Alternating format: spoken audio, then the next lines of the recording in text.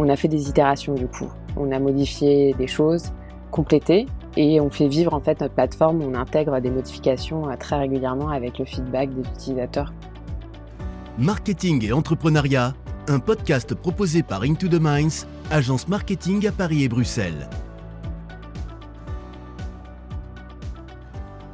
Bonjour à tous et bienvenue dans ce nouveau podcast proposé par Into the Minds. Aujourd'hui, j'ai le grand plaisir de recevoir Sophie Hu. Elle est la cofondatrice de la startup Laptoo. Bonjour Sophie. Bonjour. Et bienvenue donc. Vous êtes la cofondatrice de cette entreprise basée à Paris, fondée en 2018.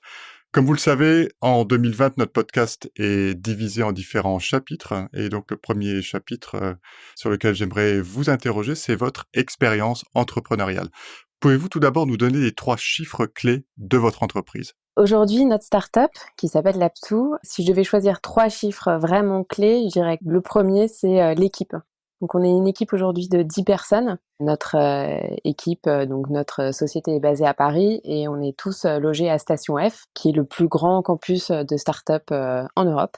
On a aujourd'hui, deuxième chiffre clé, 1000 utilisateurs de notre plateforme et on a 1,5 million de contrats dans notre pipe commercial. Et donc, vous avez déjà 2 ans derrière vous, 2 ans d'activité. Quels sont les 3 conseils que vous donneriez à ceux qui nous écoutent pour bien démarrer sa startup ?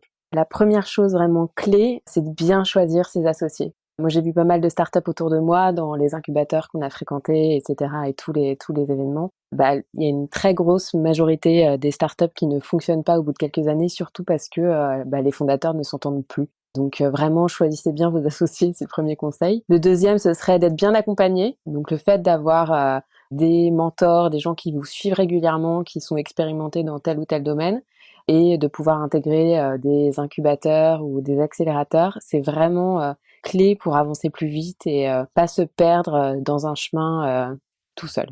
Et le troisième, ce serait d'utiliser son réseau au maximum, le développer et l'utiliser. Dans votre aventure entrepreneuriale, quelles sont les 3 compétences qui vous ont aidé ? Alors le premier, c'est la résilience, parce qu'il faut être prêt à tomber de cheval et remonter aussi vite très très souvent dans la vie et notamment dans les premières années d'une startup. Le deuxième, ce serait la créativité, parce qu'il faut aussi se réinventer très régulièrement.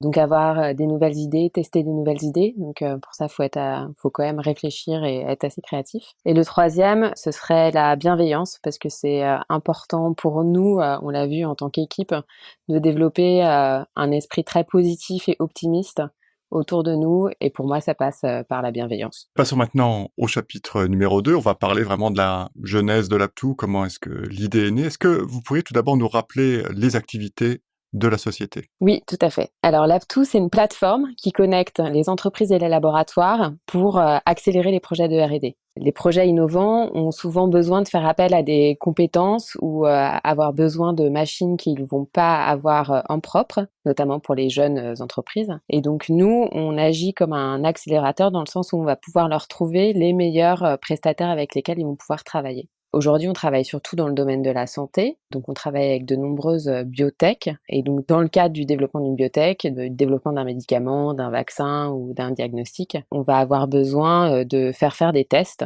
et utiliser des machines qui coûtent souvent des centaines de milliers d'euros, pardon. Et donc, la plupart du temps, plus simple et beaucoup plus rapide d'utiliser, de sous-traiter en fait une partie de son projet de R&D. Voilà, on a travaillé avec des clients qui cherchaient parfois des compétences depuis plus de 2 ans.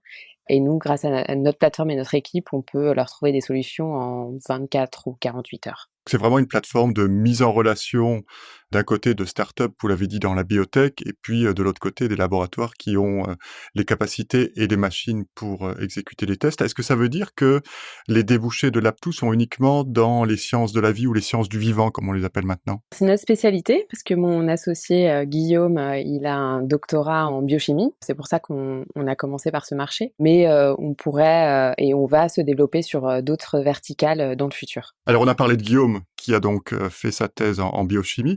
Comment est-ce que vous avez eu l'idée de créer Laptoo avec lui ? L'idée, la jeunesse, ça vient plutôt de son expérience à lui au départ, surtout pendant sa thèse en fait, qu'il s'est rendu compte que c'était souvent difficile de trouver quelqu'un avec qui travailler pour faire avancer ses projets de recherche, parce qu'il y a dans ce monde de la recherche notamment académique, ça se passe souvent en système de troc. Tu me rends cette faveur-là en me donnant tes compétences et en échange, soit tu vas mettre ton nom sur ton papier, donc sur ta publication scientifique, ou tu vas me rendre un service en échange. Donc il faut se mettre d'accord sur ce système de troc. Et donc pour accélérer toute cette partie-là, Guillaume s'est dit pourquoi ne pas utiliser une plateforme qui met en relation les compétences des uns des autres pour avoir le choix, au-delà de son réseau direct, d'autres personnes avec qui potentiellement collaborer. Donc il est parti vraiment d'un constat de la recherche, mais surtout académique. Et Guillaume et moi, on se connaît depuis très longtemps maintenant, depuis qu'on a une quinzaine d'années, donc plus de 20 ans. Et moi, j'ai pas du tout la même expérience que lui, parce que j'ai pas fait de doctorat, j'ai aucune compétence en sciences de la vie, mais par contre, j'ai travaillé dans des entreprises et beaucoup dans les dernières années avec des startups et dans leur développement à l'international. Et donc, quand on a commencé à réfléchir ensemble, on est arrivé à la conclusion que on pouvait monter quelque chose ensemble et lancer une plateforme qui mettrait en relation des acteurs privés et publics pour l'accélération de leurs projets de R&D. Et notamment ce trou dans la raquette qu'il y a souvent d'échanges entre entreprises privées et laboratoires publics. Vous parliez dans le chapitre 1 de l'importance d'avoir un associé. Alors ici, vous en avez effectivement un. Comment est-ce qu'on choisit déjà son associé et puis qu'est-ce que vous pensez de cette association avec un profil scientifique? Est-ce que, par exemple, 2 profils scientifiques ensemble peuvent bien fonctionner ou bien est-ce qu'il faut forcément un profil business pour l'accompagner? Moi, je crois beaucoup dans la complémentarité. Donc Guillaume et moi, on a des profils très complémentaires. C'est pour ça que c'était assez intéressant de nous associer et que chacun a son rôle. On a réussi très rapidement à bien pouvoir définir les rôles, ce qui est bien, et avoir chacun aussi un regard très extérieur sur ce que fait l'autre, ce qui peut bien aider parce que on passe souvent du temps à avoir la tête dans le guidon en start-up, donc c'est bien d'avoir quelqu'un qui peut nous ressortir de cette bulle. Donc voilà, ça c'est pour nous deux. Et aujourd'hui, on a un troisième associé qui nous a rejoint en septembre 2019, qui est notre nouveau CTO, qui est donc Adrien, donc qui est pas là depuis le début, qui nous a rejoint un an après le début de l'aventure. Alors ce que je vous propose maintenant, Sophie, c'est de passer au chapitre 3 et de parler de la validation de l'idée de cette plateforme. Comment est-ce que vous avez fait pour tester votre idée avant de vous lancer? Alors avant de nous lancer, on a réalisé de nombreux entretiens téléphoniques notamment auprès de chercheurs en France. C'était surtout d'abord par le réseau de Guillaume, utiliser des personnes qu'on connaissait déjà et leur demander aussi des contacts de personnes qu'on aurait pu interroger, donc réseau un peu plus lointain, pour arriver à une centaine d'interviews. Donc c'est une méthode d'étude de marché, donc douce musique à mes oreilles, moi qui prône souvent l'importance des méthodes d'étude de marché pour valider le projet entrepreneurial. Donc c'est bien parce que ici Guillaume a utilisé son réseau pour trouver les personnes auprès desquelles valider son idée. Est-ce que dans le cadre de ces entretiens ou après ces entretiens, vous avez identifié des points qui devaient être améliorés? Et ça nous a permis de valider la première idée. On a lancé un premier prototype et on a relancé une deuxième étude une fois la première, notre V0, disons, de notre plateforme lancée. On a recueilli à nouveau les avis de chercheurs. Et là, on a conduit beaucoup plus d'interviews que ça.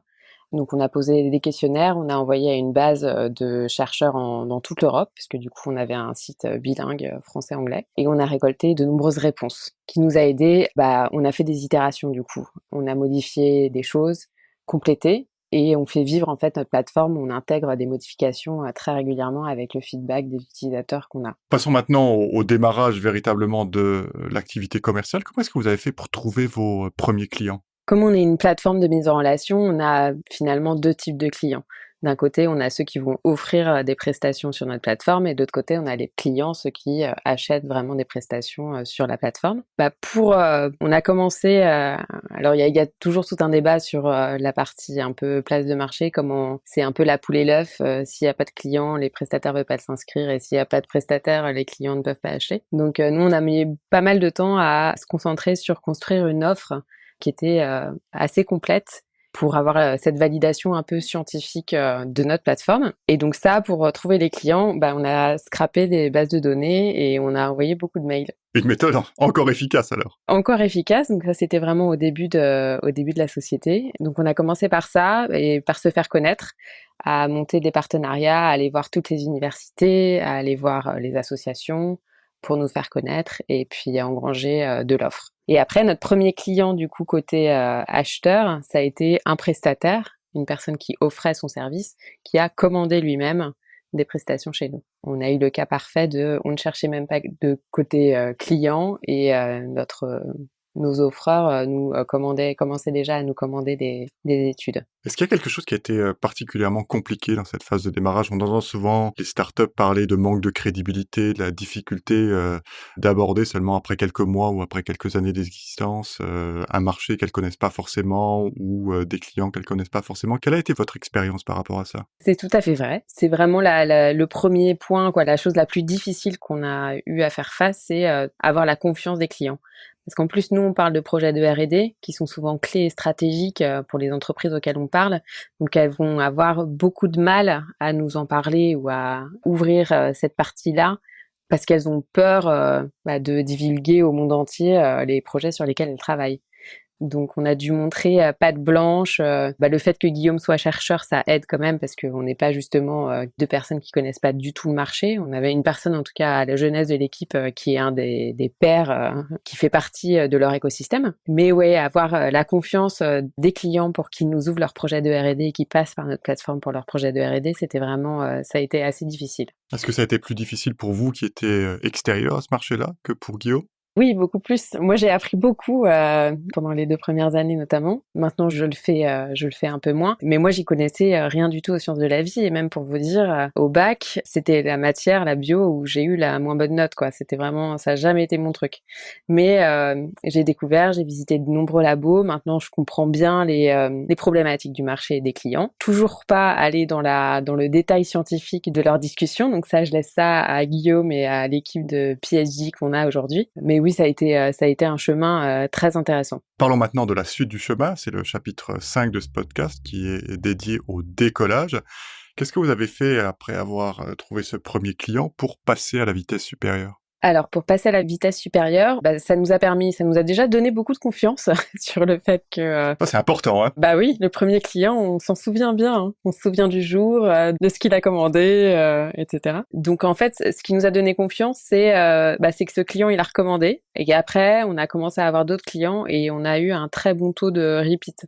Donc, la plupart des clients repassaient par nous pour commander d'autres prestations, d'autres tests via notre plateforme. C'est un très très bon signe, la fidélisation, hein. Exactement, ouais. On avait presque 50% des clients qui recommandaient par nous dans les mois qui suivaient leur première commande. Et donc, ce qu'on a fait à partir de ce moment-là, à partir du moment où on avait les premiers signes de ça fonctionne, c'est qu'on a recruté en fait. On a commencé à recruter une équipe scientifique qui allait pouvoir faire mieux que moi, qui ne suis pas scientifique, le suivi des clients et puis la prospection.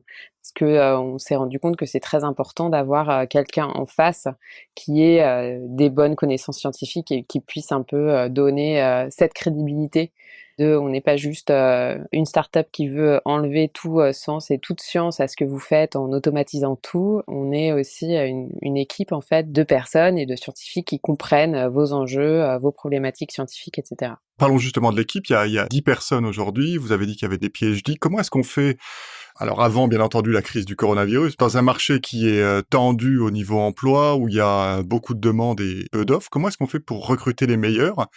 Et comment est-ce qu'on trouve aussi les moyens financiers de les recruter? Donc les 2 PhD qu'on a recrutés, les 2 on les connaissait par notre réseau. Il y en a un avec qui on avait travaillé pendant un des projets lors de notre première année et puis une autre qui nous a été recommandée par une autre startup avec laquelle on travaille. Donc on a réussi à trouver des personnes vraiment très compétentes. Donc ça, on est extrêmement contents. Et après, comment on fait pour les payer? Eh bien, on a financé l'entreprise, donc on a fait une petite levée de fonds et on a la chance de leur donner un emploi. En ce moment, en cette crise de coronavirus, ils nous font totalement confiance sur la croissance de l'entreprise. Parlons maintenant de la croissance, dernier chapitre, le chapitre 6. Alors bien entendu, il y a cette crise du coronavirus qui impacte toutes les entreprises, quelles qu'elles soient.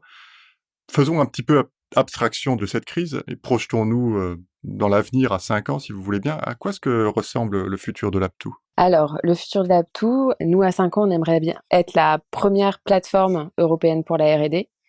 Et donc, s'être développée en Europe, parce qu'on pense que la recherche, elle a vraiment du sens au niveau européen et qu'on veut créer vraiment ce réseau de prestataires et d'entreprises qui travaillent ensemble par notre plateforme. Et on se sera développé sur d'autres verticales également. Donc là, aujourd'hui, on est vraiment clairement sur le domaine de la santé. Mais on a commencé à avoir des marques d'intérêt pour des boîtes en agroalimentaire, parce qu'il y a beaucoup de synergie aussi avec les tests de biologie sur l'agroalimentaire. Peut-être la cosmétique aussi? La cosmétique également, oui, tout à fait. On a eu 1 ou 2 clients en cosmétique. Et donc pour ça, on va vouloir aussi recruter des spécialistes des PhD qui connaissent plus ces domaines-là, et donc se développer sur les verticales plus sciences industrielles, jusqu'à potentiellement tout type de sciences, même sciences sociales, et devenir vraiment la plateforme où on va pouvoir trouver des compétences, donc soit des entreprises, soit des chercheurs individuels qui vont pouvoir collaborer sur leurs projets de R&D. Ce qui est intéressant, c'est que vous avez dit aussi qu'il faut mettre les ressources en commun parce que la recherche a besoin de cette mise en commun et d'économie d'échelle à un certain moment. Mais je suppose qu'il y a aussi de la concurrence en Europe, que vous n'êtes pas les seuls à faire ça. Comment est-ce que vous voyez justement votre croissance dans un espace concurrentiel qui est justement pas limité à votre territoire national? Oui, on a identifié des concurrents à l'étranger et quelques concurrents en France, qui sont tous en phase d'amorçage. Et en fait, on a surtout des gros concurrents américains qui se développent un peu en Europe également. Donc, en effet, c'est un marché concurrentiel.